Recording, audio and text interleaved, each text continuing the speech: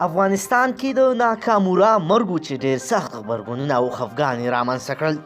ملګرو، افغانستان ولسمشر د لومړي ځل نه تر اوسه پورې د ناکامورا خدمت وکړ.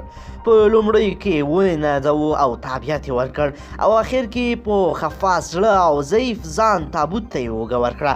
ملګرو، راځئ چې اشرف غني بیا تازه څه کړي دي، د ناکامورا له ټیم سره یې ولې لیدلي دي. درنو لیدونکو او مینوالو، السلام علیکم، وخت مو بخیر. ولسمشر محمد اشرف غني د چهارشنبې په ورځ مازدیګر مهال د PMS موسسې کارکوونکو سره په لیدنه کې ټینګار کړی چې د اوبو د مدیریت، کرنې، روغتیا او یو شمېر نورو برخو کې د ډاکټر ناکامورا طرحې او پلانونه په ټول افغانستان کې پلي شي. ولسمشر په دغه لیدنه کې د هغو شهیدانو له وژنو سره هم ولیدل چې پر ډاکټر ناکامورا باندې د برید په پیښه کې خپل ژوند له لاسه ورکړی و. په همدې مناسبت جوړ شویو مراسمو کې د یاد پیښې د شهیدانو د کورنیو په استازیتوب یو تن دوی ته د دولت د پاملرنې غوښتنه وکړه. ولسمشر د یادې پیښې د څلورو قربانیانو له کورنیو سره د غم شریکۍ ترڅنګ وویل چې یادو کورنۍ ته به د استوګنې اپارتمانونه ورکړي.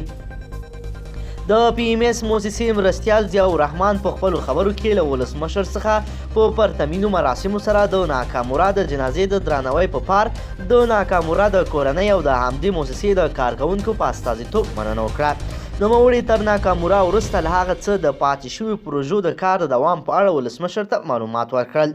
ولسمشر غني په کابل او لویه پکتیا کې د ځنګلونو د سمسورتیا په برخه کې د ډاکټر تیتسو ناکامورا له طرحو څخه په استفادې ټینګار وکړ او د دې موسسې له کارکوونکو څخه په همدې اړه د یوې طرحې د ترتیبولو غوښتنه وکړه. ډاکټر تیتسو ناکامورا په ننګرهار کې په کلونو د اوبو د مدیریت، روغتیا او کرنې په برخه کې کار وکړ. نوموړي ته د ولسمشر غني لخوا د افغانستان تابعیت هم ورکړل شوی و.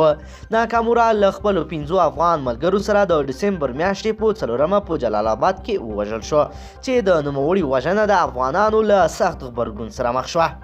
په جلال آباد ښار کې د ناکامورا له وژنې وروسته ګڼ شمېر افغانان ترڅنګ په نړیواله کچه خلکو او لوړپوړو چارواکو خواشیني څرګنده کړه. هغه یې د افغانستان خادم او د شاړو ځمکو آبادونکي یاد کړ. د ډاکټر ناکامورا کارونو ته په درنښت هغه مهال ولسمشر غني د هغه د کورنیو له غړو سره هم ولیدل او تر هوایي ډګره یې د ناکامورا جنازې ته خپله اوږه ورکړه.